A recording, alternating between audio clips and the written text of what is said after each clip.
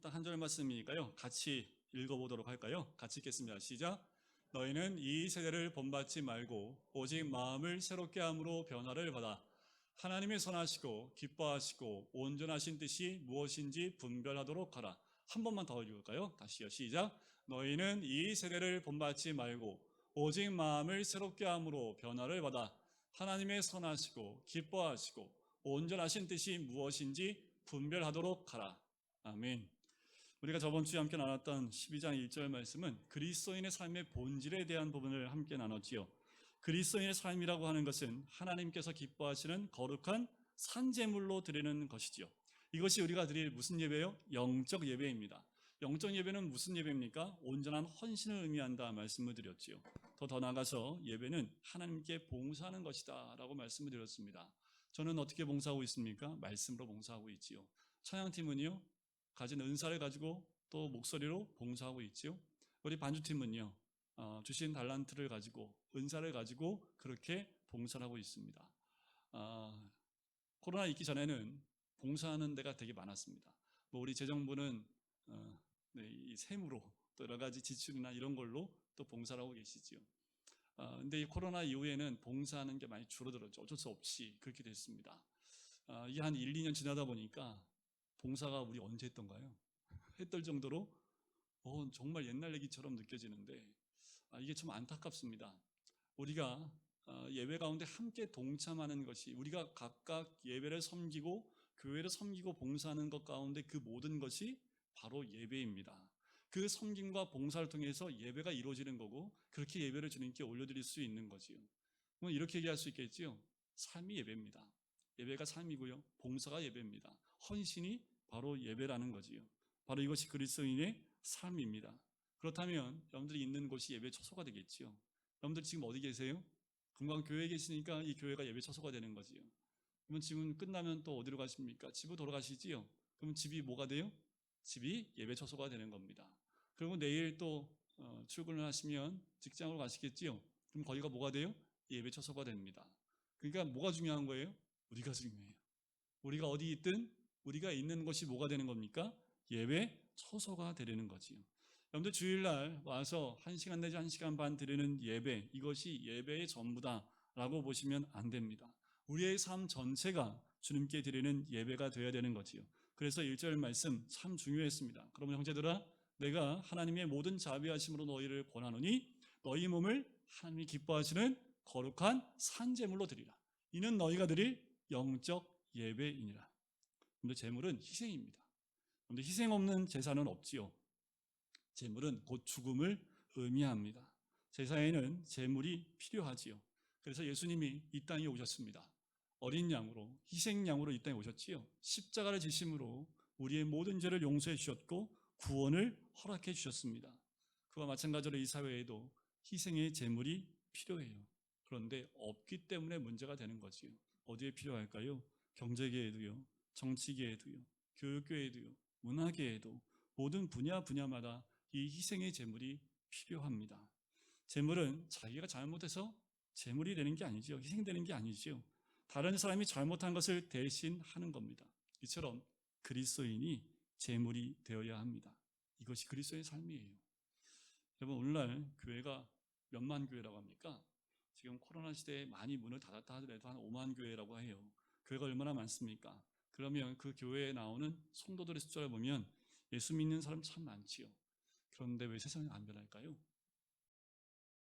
교회가, 그리스도인이 제물이 되지 않기 때문입니다. 제물 되는 것은 쉽지 않지요. 우리한테 제물 되라고 하면 어떻겠습니까? 보통은 다 이럴 거예요. 저를 포함해서. 제물이요, 예수는 믿겠지만 제물은 안 되면 안 되겠습니까? 꼭 그렇게 희생을 해야 됩니까? 저 하나만 구원받으면 되지 않을까요? 우리 가정만 좀 구원받으면 되지 않을까요? 그렇게 제가 희생이 되어야 됩니까? 라고 우리가 반문하지 않을까요? 좀 전에 말씀드렸지만 가정이 평안하고 또 행복하려면 가정에도 희생의 제물이 필요하지요. 교회에도 마찬가지입니다. 교회에도 희생의 제물이 필요하지요. 예수님이 이렇게 말씀하셨습니다. 아무든지 나를 따라오려거든 자기를 부인하고 자기 십자가를 지고 나를 따를 것이니라. 바로 이 사람을 가르쳐서 그리스도인이라고 하지요. 재물이 되라는 겁니다. 재물이 곧 뭐라는 거예요? 자기를 부인하고 자기 십자가를 지고 사는 사람이다라는 거지요. 바로 그리스도인, 우리는 재물입니다. 그리스도인이 바로 이런 사람이기 때문에 그리스도인이 가는 곳마다 예배가 이루어지는 거예요. 그리고 빛의 역할, 소금의 역할을 하게 되는 거지요. 그러면 기적이 일어납니다. 그리스도인들이 가는 곳마다 기적이 일어났던 이유는 바로 이런 삶이 있었기 때문에 기적이 일어나는 거예요. 미슈입니다. 이걸로 기적이 일어나는 거 아니에요. 때로는 그럴 수 있습니다. 아프리카나 동남아시아에는 선교사님들이 미슈입니다 한마디에 병자가 나았고 역사가 일어나긴 해요. 하지만 그 특수한 경우지요. 거의 대부분은 뭐예요? 이런 믿음의 삶, 믿음의 예배들이 있었기 때문에 그것을 통해서 기적이 일어났던 일들이 굉장히 많았다라는 거지요. 그런데 우리 삶에 이런 기적이 일어나시기를 주의 이름으로 간절히 축원드립니다. 어디서 이 기적이 일어났으면 좋겠어요? 가정에서요? 일하는 일터에서요? 나 때문에 대박 맞았으면 좋겠습니다. 그러십니까? 그렇다면 여러분들 삶에서 희생의 제물로, 직장에서, 가정에서 그렇게 희생의 제물로 우리가 드려지게 되면 우리 통해서 하나님이 분명한 기적의 역사를 주실 줄 믿습니다. 자, 그러면 이렇게 그리스도인의 삶의 본질을 보았다면 우리 그리스도인의 삶의 행동의 원리는 무엇일까라는 거예요. 바울이 오늘 본문에서 두 가지를 얘기합니다. 하지 말라와 하라는 거지요. 율법을 두 가지로 나눌 수 있습니다. 하지 말라, 하라로 나눌 수 있습니다. 자, 하지 말라는 건 뭐예요? 오늘 본문에 나오지요. 이 세상을 뭐 하지 말라고요? 본받지 말라는 겁니다. 왜 그럴까요? 세상은 변합니다. 시대에 따라서요, 가치관이 바뀌어요. 진리관이 다 달라집니다. 그런데 사람들은 자꾸 뭘 따라가요? 세상을 따라가요. 세상을 따라가지 않으면 살 수가 없어요. 숨도 못 쉬는 것 같아요. 그래서 유행 따라갑니다. 세상이 좋아하는 대로 그렇게 살아가요. 하지만 영원한 게 있지요. 뭐가 영원해요? 진리입니다. 그렇기 때문에 세상을 따라가지 말라라고 하는 거예요. 이것이 첫 번째 원리입니다. 두 번째는요, 보다 좀 적극적인 것인데 하라는 거지요. 뭐 하라는 겁니까? 변화를 받으라는 거예요. 너희 심령이 변화를 받으라는 거지요. 변화를 받게 되면 무슨 일이 일어납니까? 하나님의 선하시고 기뻐하시고 온전하신 뜻이 무엇인지 알게 된다라는 거지요. 여러분들, 주의 뜻을 알지 못하는 종은 어떻게 해야 될까요? 뭐 이렇게 가라고 하면 저쪽으로 가고, 저거 하면 저거 하고, 말 안 들으면 어떻게 해요? 맞아야지요. 뭐 할 때까지요? 주인의 말 뜻이 뭔지 알아듣고 따라갈 수 있도록 해야 되지 않겠습니까? 주의 뜻도 모른 채 열심히 일을 해요. 그럼 주인이 기뻐할까요? 일만 만든다고 혼날까요? 무엇보다 종은 주의 뜻이, 그 주인의 뜻이 무엇인지 알아야 되는 거죠. 마찬가지로 우리가 하나님을 위해서 희생하고 봉사를 했는데 하나님 뜻도 모른 채 내 마음대로 열심히 일을 했다면 그건 하나님과 상관이 있겠습니까? 상관이 없겠지요. 하나님을 기쁘시게 하는 것이 아닙니다. 내가 좋아서 하는 게 되는 거지요. 하나님이 기뻐하시는 것을 정확히 알아서 그대로 해야 돼요. 더도 덜도 말고요. 그래서 하나님이 딱 좋아하시는 그만큼, 하나님이 원하시는 그만큼만 해야 합니다. 더 가도 하나님 기뻐하지 않으시겠지요. 이것이 그리스도인의 삶입니다. 대부분의 사람들이 열심히 없거나 믿음이 없는 게 아닙니다. 하나님 마음을 모르고 자기 마음대로 섬기기 때문에 그런 거지요. 시간도 돈도 건강도 다 써요. 정말 봉사를 해요. 근데 나중에 이렇게 얘기하죠. 하나님께서 어떻게 저한테 이럴 수 있습니까? 제가 주를 위해서 헌금하고 시간 드리고 봉사하고 내 건강까지 다 드렸는데 하나님 이러실 수 있습니까? 우리 모두 이런 고백이 안 나오시길 간절히 소원합니다. 1절에 그리스도의 삶의 정의를 말했다면 2절은요, 행동의 원리를 얘기합니다. 그러니까 1절과 2절은 함께 가는 것이 가장 좋아요. 2절을 한번 다시 볼까요? 너희는 이 세대를 본받지 말고 오직 마음을 새롭게 함으로 변화를 받아 하나님의 선하시고 기뻐하시고 온전한 뜻이 무엇인지 분별하도록 하라. 다시요. 한 번만 더 할게요. 너희는 이 세대를 본받지 말고 오직 마음을 새롭게 함으로 변화를 받아 하나님의 선하시고 기뻐하시고 온전한 뜻이 무엇인지 분별하도록 하라. 이 말씀 오늘 가슴에 꽉 새겨놓고 하십시오. 집에 가시면서 계속 되뇌이세요. 계속 되뇌이면서 오늘 이 행동 원리가 무엇인지 이 말씀만 꽉 잡으시면 오늘 말씀 가운데 가장 중요한 핵심을 다 잡으신 겁니다. 그냥 외우시면 돼요. 자, 먼저 하지 말라는 소극적 명령을 먼저 살펴보면 성경은 이렇게 말하는 거예요. 당신이 예수 믿고 구원받은 사람으로 잘 살려면 이 세상을 본받지도 말고 따라가지도 말라. 세상을 따라가면 세상 방법대로 살면 예수 믿는 삶이 아니다 라는 거예요. 문제는 뭐가 문제입니까? 그 세상 안에 살고 있다는 거지요. 내가 천국 안에 살고 있으면 문제가 안 돼요.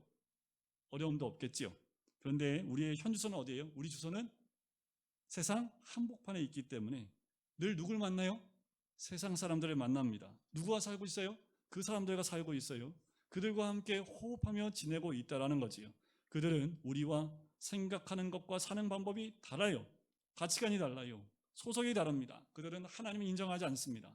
그들은 다 자기 중심으로 살지요. 이런 사람들과 어떻게 살아갈 수 있을까요? 여러분들, 갈등이 있을 수밖에 없어요. 믿음이 있는 우리와 세상 사람들과 함께 있을 때 갈등이 우리 마음가운데 찾아와야 됩니다. 고민이 올 수밖에 없어요. 세상이 어마어마한 권력과 힘을 가지고 우리에게 오기 때문에 늘 괴로울 수밖에 없어요. 갈등이 있을 수밖에 없어요. 말씀대로 살려고 하면, 믿음대로 살려고 하면 너무나 갈등이 많이 되는 거지요. 우리는 세상 사람들 가운데 있지만 목적이 다른 사람들입니다. 생각이 달라요. 세상 사람들은 사람을 기쁘게 하고 물질을 얻기 위한 중심으로 살지만 우리의 목표는 어디 있습니까? 우리의 중심은 어디에 있습니까? 하나님께 있지요. 하나님을 기쁘시게 하는데 우리 직업에 의미가 있어요. 왜 직업을 가져요? 그 의미가 있다라는 거예요. 세상을 변화시키는데 내 삶에 의미가 있는 거지요. 세상에 살면서 하나님 뜻대로 산다는 것 어려워요. 쉽지 않습니다. 결코 쉽지 않아요. 저도 살아봤으니까 알지요. 성도님들, 오늘 이후에 직장 가서 산재물 드리라고 하면 그게 쉬고서 제가 하라고 말씀드렸을까요? 하루라도 단 한 시간이라도 그렇게 산다는 게 절대로 쉬운 삶 아닙니다. 결정하는 것도 그래요. 결단하는 것도 그래요. 매 순간마다 정말 결단하지 않으면 할 수 없는 모습이지요. 성경에 보면 몇 가지 모델이 나옵니다. 이스라엘 백성이 가장 큰 모델이에요. 애굽에서 몇 년을 종살이 했어요? 400년입니다. 그런데 우리는 일제하에서 36년을 살았는데 아직까지도 일제의 영향권에 있다라는 것이 있잖아요. 근데 이들은 몇 년 살았다고요? 400년.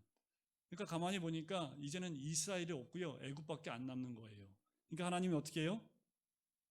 그냥 두면 안 되겠다는 거예요. 애굽 사람 돼버리니까 그들을 빼내기로 결정하십니다. 그래서 모세를 보내서 이스라엘을 애굽에서 탈출시킵니다. 이 과정이 얼마나 힘들었지 아시지요? 마귀가 가만히 있지 않습니다. 애굽 사람이 가만히 있지 않아요. 그래서 하나님이 몇 번이나 재앙을 내리세요? 10가지 재앙을 내리셨습니다. 그 말은 뭐냐면 10가지로 이스라엘 백성을 붙잡았다라는 거예요. 이런 경험 있지 않으세요? 오늘 예배드리고 이제 결단해야지 하고 딱 월요일날 가면 왜 그때부터 그렇게 갈등을 주는 유혹하는 것들이 이렇게 많은지, 평상시대 안 오다가 이렇게 꼭 믿음을 결단하면 꼭 그 다음날 나로 하여금 넘어지는 일들이 꼭 와요. 오늘은 남편한테 잘해야지 하면 그때 꼭 남편이 꼭 긁어요. 그게 만들어요. 이상하지요? 네, 당연합니다. 우리가 믿음 가운데 결단하면요, 사단이 알거든요. 어둠의 영이요, 가만히 있지 않습니다. 우리로 하여금 포기하게 만들어요. 믿지 못하게 만들어요. 말씀대로 순종하지 못하게 만든다는 겁니다. 하나님의 애굽에서 이스라엘 백성을 빼내야 했어요. 그래야지만 하나님 백성답게 살 수 있기 때문이지요. 우리가 세상에 얼마나 오래 살면서 고생을 합니까? 이스라엘 백성들 400년 동안 애굽대가 묻어 있잖아요. 애굽에서 있는 그 애굽의 때를 벗기셔야 됐지요. 그래서 그 때를 벗기는데 우리 하나님 몇 년 걸렸어요? 이스라엘 백성이 40년 걸렸습니다. 때를 벗기는 가장 좋은 방법이 뭐였을까요? 광야를 걷는 고난이었습니다. 고난이 축복인 이유가 우리한테 때를 벗기기 때문에 그래요. 하나님께서 이스라엘 백성들이 광야를 걸을 때에 먹을 거를 어떻게 해요? 광야는 먹을 게 없어요. 마실 것도 없어요. 입을 것도 없어요. 그러니까 어떻게 해요? 하나님만 바라봐야 됩니다. 하나님만 의지해야 합니다. 인간이 살 수 없는 광야로 이스라엘 백성을 인도하셔서 오직 하나님만 의지하도록 그렇게 살도록 하셨던 거지요. 이것이 하나님 믿는 백성답게 사는 모습입니다. 여기에 머무르지 않아요. 더 나아가서 이들이 70년 동안 포로 생활을 하지요. 이스라엘 백성에게 하나님이 주신 복을 가지고요, 이들이 뭐 했어요? 우상을 섬겼습니다. 하나님을 떠났어요. 예배를 드렸지만 형식적이었습니다. 그래서 하나님께서는 모든 것을 없애셨지요. 그리고 70년 동안 포로 생활을 하게 하셨습니다. 하나님이 요즘 맛 좀 봐라, 아유 꼬숩다 그러셨을까요? 하나님 마음은 어땠을까요? 이런 선택을 하고 70년 포로 생활을 하게끔 할 수밖에 없는 하나님 마음은 더 무너지셨겠지요. 왜 그랬을까요? 하나님 백성은 하나님답게 백성답게 살아야 하는데 그렇지 않은 거지요. 세상 방법대로 살아갔기 때문에 그래요.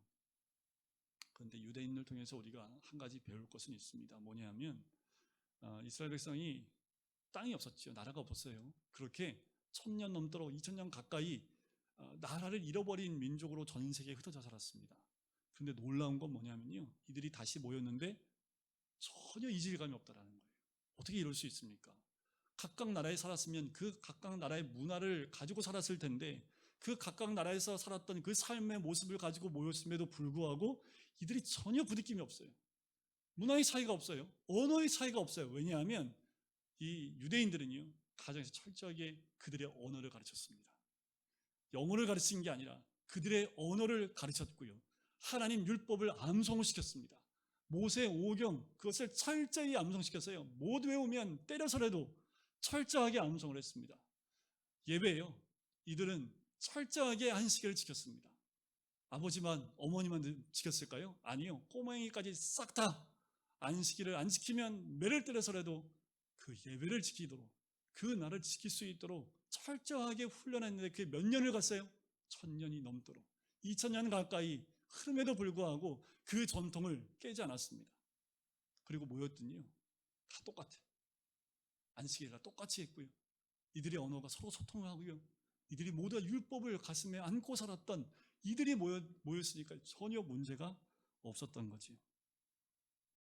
이방 문화 속에 살면서도요, 이들은 세상에 도화된 것이 아니라 세상이 이들에게 맞춰지게끔 만들었습니다.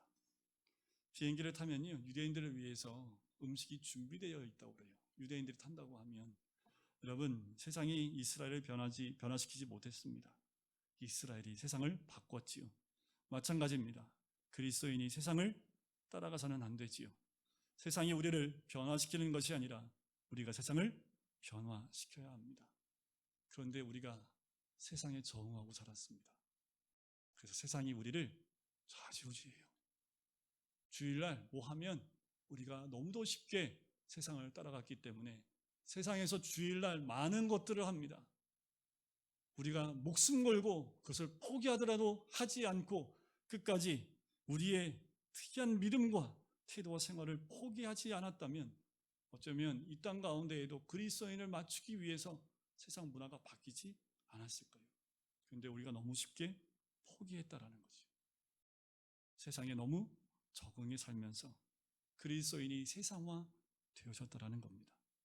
요한일서 2장에 보면 이 말씀이 있습니다. 이 세상에 있는 것들을 사랑하지 말라. 누구든지 세상을 사랑하면 아버지의 사랑이 그 안에 있지 아니하니 이는 세상에 있는 모든 것이 육신의 정욕과 안목의 정욕과 이생의 자랑이니 다 아버지께로부터 오는 것이 아니요 세상으로부터 오는 것이라. 이 세상도 그 정욕도 지나가되 오직 하나님의 뜻을 행하는 자는 영원히 거하느니라. 세상은 변하기 때문에 세상을 쫓아가는 사람들은 오래가지 못합니다. 그러나 하나님을 경외하는 사람은 달라요. 세상 사람들은요, 우리 뭐라고 합니까? 이런 소리 들어야 돼요. 저 꼴통들. 아우, 쟤네들은 타협을 할 줄 몰라. 촌스럽고 바보스럽고 시대의 유행도 따라가지 않고 지들 멋대로 사는 쟤네들. 그런데 중요한 건요, 우리가 영원합니다. 예수님도 마태복음 6장에 보면 그러므로 그들을 본받지 말라. 구하기 전에 너희에게 있어야 할 것을 너희 하나님 아버지께서 아시느니라. 우리는 소속과 위치와 신분이 다른 사람들입니다. 세상 속에 살지만 하나님 백성이요, 우리의 임금은 세상이 아니라 예수 그리스도요, 우리를 통치하시는 분은 하나님이시라는 거예요. 이걸 인정하고 사는 사람, 세상에서 보기엔 꼴통 같고 촌스럽고 보기에 함께하고 싶지 않은 사람인지 모르지만 끝까지 남는 사람들은 바로 우리들인 줄 믿습니다. 저는 원래 믿지 않는 가정에서 태어났지요. 그래서 초등학교 때 교회를 가기 시작을 했습니다. 초코파이 먹으려고 했습니다.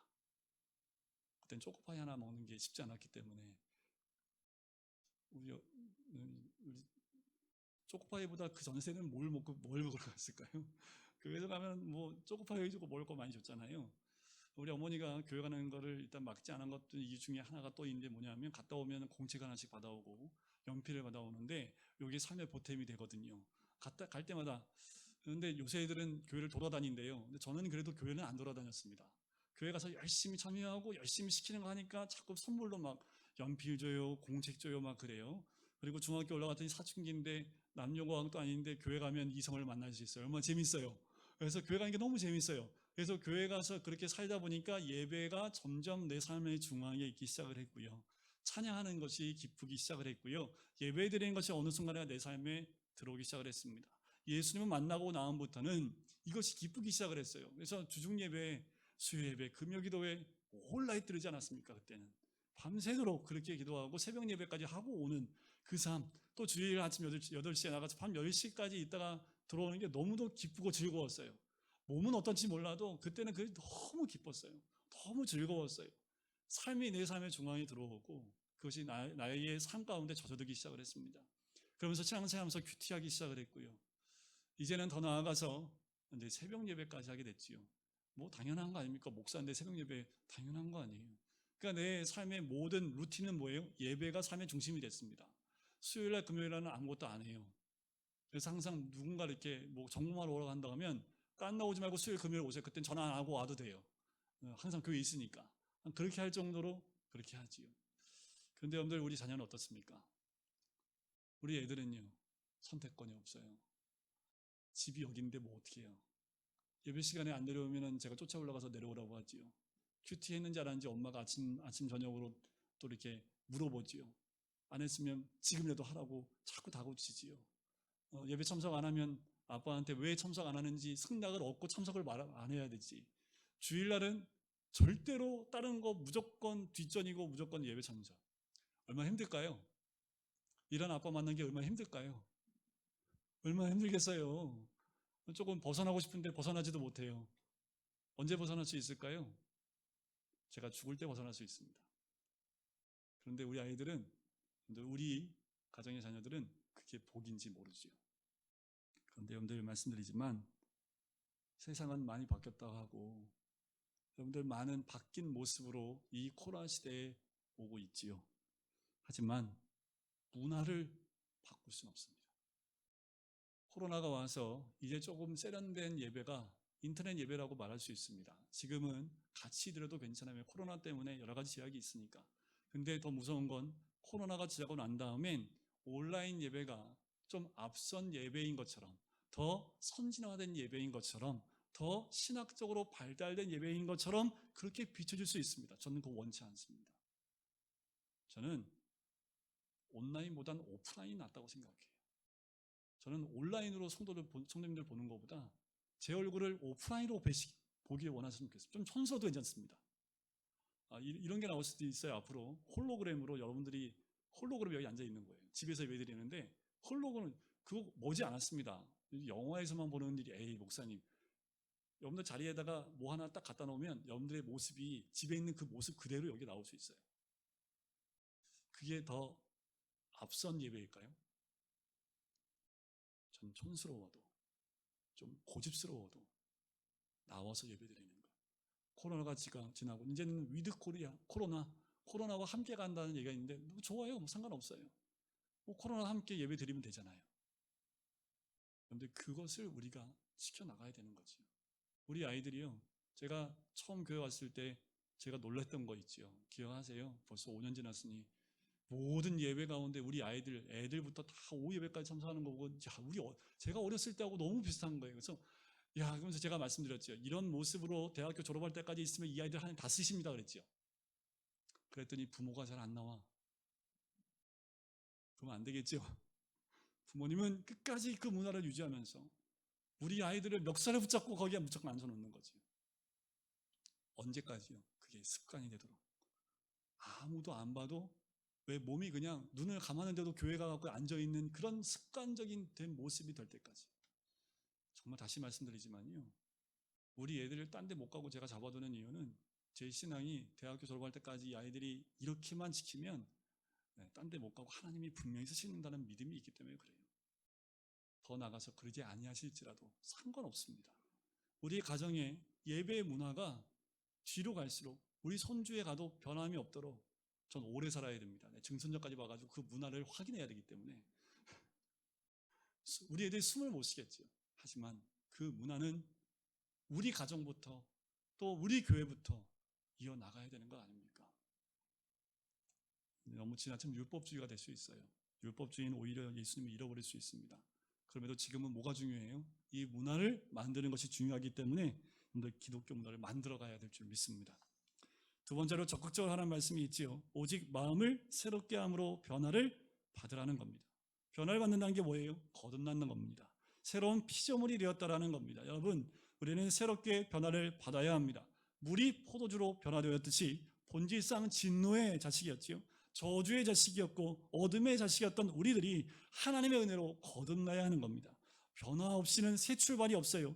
저는 예수 그리스도의 이름으로 우리 모두가 거듭나시기를 주의 이름으로 간절히 축원드립니다.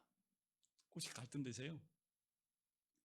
거듭났는지 근데 좀 힘들어. 거듭났는지 거듭나는 기도를 해야겠지요. 저는 거듭나야 된다고 생각합니다. 아니요, 거듭나셔야 합니다. 거듭나야만 새로운 출발을 할 수 있기 때문에 그래요. 거듭나야지만 어둠의 그 소나기에서 벗어날 수 있습니다.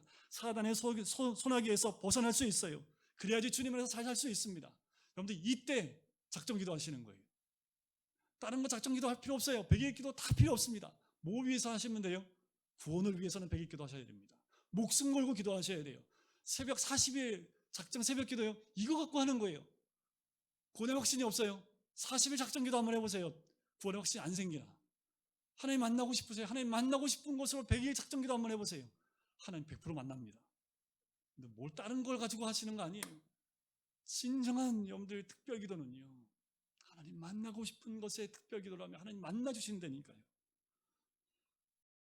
우리는 마귀의 세력에서 빠져나와야 합니다.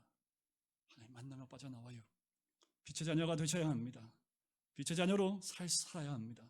어떻게 변화받을 수 있습니까? 두 가지예요. 예수님의 이름으로, 성령으로 변화될 수 있습니다. 예수 그리스도 안에 있으면 죄책감, 정죄함이 사라지지요. 그러므로 이제 그리스도 예수 안에 있는 자에게는 결코 정죄함이 없다는 거지요. 두 번째로 예수님을 영접하고 죄 사함을 받았다면 생명의 성령이 기름 부음 있어야 되는 거지요. 성령이 오시면 죄와 사망의 법에서 나를 해방시켜 주십니다. 이것이 거듭남이지요. 거듭난 사람은 마음을 새롭게 함으로 변화를 받아야 합니다. 변화되면 하나님 뜻을 알게 되는 것이요. 하나님의 뜻은 선하시고 기뻐하시고 온전하십니다. 이 세 가지 요소가 있지요. 하나님의 뜻은 우선 하나님이 기뻐하시는 거예요. 아무리 좋은 일을 해도 하나님께서 기뻐하지 않으시면 하나님의 뜻이 아니지요. 그 뜻은 선합니다. 하나님의 뜻은 부분적이지 않아요. 온전합니다. 여러분들 무엇인지 알지 못하면 힘들어요. 어려워요. 예수님을 알면 쉽지만 모르면 어렵습니다. 감옥에 들어가거나 암에 걸린 것도 문제가 아니에요. 중요한 건 뭐예요? 참된 그리스도의 삶을 알면 기쁘고 즐겁고 신이 납니다. 여러분들 과거에 우리 어르신들 젊으셨을 때 일부 예배 때 말씀드릴 때 다 고개를 끄덕이세요. 그때는 방 한 칸에 대여섬이 옹기종기 모여 살았는데 그렇게 옹기종기 모여서 밥 한 그릇 먹어도 기쁘고 즐거웠고 기쁨이 있었고 즐거움이 있었는데 지금은 그보다 100배 잘 사는데도 기쁨이 사라진 이유가 뭘까요? 그렇게 힘들었습니다. 60년대 70년대. 그런데 찬양 하나만 불러도 기뻐요. 그냥 그것이 천국이에요. 애들은 막 밥 달라고 울고 막 그냥 밥 한 젓가락만 이렇게 줘도 찬양하고 기뻐요. 감사하고 기도 제목이 흘러넘쳤고 기도와 감사가 흘렀던 데가 그때입니다. 그런데 지금은 그보다 더 많은 것이 채워졌음에도 불구하고 기쁨이 사라지지 않았습니까? 여러분들 억지로 교회와 앉아있는 분 계신가요? 예수 믿긴 하는데 그냥 믿음의 길 안 갔으면 좋겠는 분 계시지 않습니까? 그래서 교회 올 때도 조금 천천히 아주 천천히 오시고 싶은 분들 계시지 않습니까? 그리고 딱 교회 와서 찬양 끝나면 그 다음엔 아주 깊은 잠에 빠져들어서 아주 숙면을 취하고, 그리고 예배 끝날 때 아주 말쾌한 마음으로 가시는 분들 계시지 않습니까? 그래도 교회 오는 게 낫다고 말씀을 드리지만, 이왕 올 바에는 일찍 오셔서 기쁨으로 예배를 드리고, 이왕 올 바에는 하나님 만나고 말씀 안에 은혜 받고 가는 게 더 좋잖아요. 어떤 사람은 기쁨과 감사함과 충만함으로 살아가요. 그래서 일찍 와요. 그리고 늦게 가요. 뭐 더 할 거 없을까? 또 교회를 돌아보고, 또 가정에서 더 어떻게 하면 찬양과 또 예배의 삶을 살 수 있을까? 또 바라보고, 또 묵상해보고, 그것이 기쁨이라는 것을 느끼며 사는 그런 분 계시지 않습니까? 우리 모두가 예수 안에 그런 삶을 누리시기를 주의 이름으로 간절히 축원드립니다. 그러면 좀 고생스러워요. 좀 누리는 거 못 누려요. 그런데 그 누림보다 주님 주신 기쁨이 더 넘쳐난다라는 거죠. 종은 주인의 마음을 알아야 하듯 성도는 하나님 마음을 알아야 합니다. 근데 목표가 사라지면 방황해요. 우리 공부하는 아이들 목표가 상실되니까요, 공부 안 하지요. 목표가 있어야지 방황하지 않습니다. 가긴 가는데 어디를 갈지 모르는 거지요. 여러분들 돈을 왜 버십니까? 목적이 있어야 합니다. 사는데도 이유가 있어야 합니다. 결혼하는데 이유가 있어야 돼요. 자녀를 교육하는 데에도 목적이 있어야 됩니다. 여러분들 내일 직장 생활을 가시잖아요. 월요병. 내일 또 어떻게 일어나지? 이러십니까? 직장 가면 또 그 상사 얼굴 어떻게 보지? 내일 가면 또 어떻게 나를 대하요? 가면 저 밑에 직원 일도 안 하는 이 직원들을 어떻게 만날까? 그런데 직장 가는 게 기뻐요. 왜냐하면 직장 가는 뚜렷한 목적이 있기 때문에. 여러분, 우리 삶에 목적이 있습니다. 우리 삶에 목표가 있습니다. 돈 버는 목적이 있고, 일하는 이유가 있고, 자녀를 교육하는 목적과 방향이 뚜렷합니다. 하나님께로 가는 거지요. 예배로 가는 겁니다. 하나님이 목적이기 때문에 그래요. 중요한 것은 뭐예요? 하나님 음성을 듣고 변화받은 사람, 하나님 음성을 듣는 사람이 돼서 그 음성 듣고 순종해 가는 거지요. 어떤 사람이 죽음에 이르는 질병 가운데 이제 죽음 바로 앞에 있는 한 사람이 이런 고백을 합니다. 나는 오늘 죽지만 내 마음은 평안합니다. 당신도 예수 믿으십시오. 이 말을 들었던 의사와 간호사들이 예수를 안 믿겠습니까? 바로 죽음 앞에 있는데 이분이 사명을 깨달은 거예요. 내가 지금 아파 죽지만 너무 감사합니다. 당신도 내가 믿는 예수님을 믿었으면 좋겠습니다. 그것이 이분의 사명이었던 거죠. 무슨 사명이에요? 아픔에 대한 사명이었던 거죠. 여러분, 예수님은 최악의 상황을 최선의 가장 축복으로 바꾸세요. 저주 같은 인생도, 고통받는 인생도 축복으로 바꾸시는 하나님의 은혜가 있는 줄 믿습니다. 항상 기뻐하라. 쉬지 말고 기도하라. 범사에 감사하라. 이는 그리스도 예수 안에서 너희를 향하신 하나님의 뜻이니라. 무엇이 하나님의 뜻인지 검증하는 것, 기쁨이 있습니다. 늘 이걸 갖고 감사의 기도의 제목을 올려요. 그리고 늘 감사하는 것, 이것이 하나님의 뜻입니다. 하나님의 뜻은 크게 두 가지입니다. 하나님의 뜻은 선이 있고 기쁨이 있고 온전합니다. 동시에 기쁨과 기도와 감사가 흘러넘치는 거지요. 그러면 이것은 하나님의 뜻이 맞습니다. 무엇이 하나님의 뜻인지, 여러분들 이게 여기에 맞는다면 우리가 가지고 있는 모든 하나님의 음성 다 하나님의 뜻인 줄 믿습니다. 오늘 두 가지 배웠지요. 세상을 따라가지 말라는 겁니다. 외롭고 힘들어도, 사람들이 보기에는 왜 그런 삶을 사냐고 한다 할지라도 계속 그 길을 맞고 진리의 길이라면 가는 거지요. 두 번째는 마음이 새롭게 되어 변화를 받아 하나님 뜻을 발견하고 뜻대로 살라는 겁니다. 여러분, 다른 삶 없어요. 우리의 삶은 이게 전부입니다. 이 삶이 축복입니다. 이 삶이 하나님이 우리에게 주신 놀라운 은혜의 삶인 줄 믿습니다. 그러므로 형제들아, 내가 하나님의 모든 자비하심으로 너희를 권하노니 너희 몸을 하나님이 기뻐하시는 거룩한 산제물로 드리라. 이는 너희가 드릴 영적 예배니라. 너희는 이 세대를 본받지 말고 오직 마음을 새롭게 함으로 변화를 받아 하나님의 선하시고 기뻐하시고 온전하신 뜻이 무엇인지 분별하도록 하라. 주님, 우리가 이 말씀을 붙들고 참다운 그리스도의 삶을 살아가며 또한 그렇게 이 땅 가운데 빛과 소금 역할을 감당할 뿐만 아니라 이 땅에 속해 있는 백성이 아니라 하나님 백성으로 하나님 자녀다운 주님의 삶을 살아갈 수 있도록, 예배의 삶을 살아갈 수 있도록 아버지 인도해 주시옵소서. 감사드리며 예수 그리스도의 이름으로 기도드립니다. 이제는 예수 그리스도의 은혜와 하나님 아버지의 사랑하심과 성령의 교통하심이 세상을 따라가지 아니하며 마음이 새롭게 하고 변화를 받아 주의 뜻대로 살기를 소원하는 우리 모든 성도님들 머리 위에, 가정 위에, 사업터 위에, 환우들 머리 위에 이제부터 영원까지 함께 하시기를 간절히 축원하옵나이다. 아멘.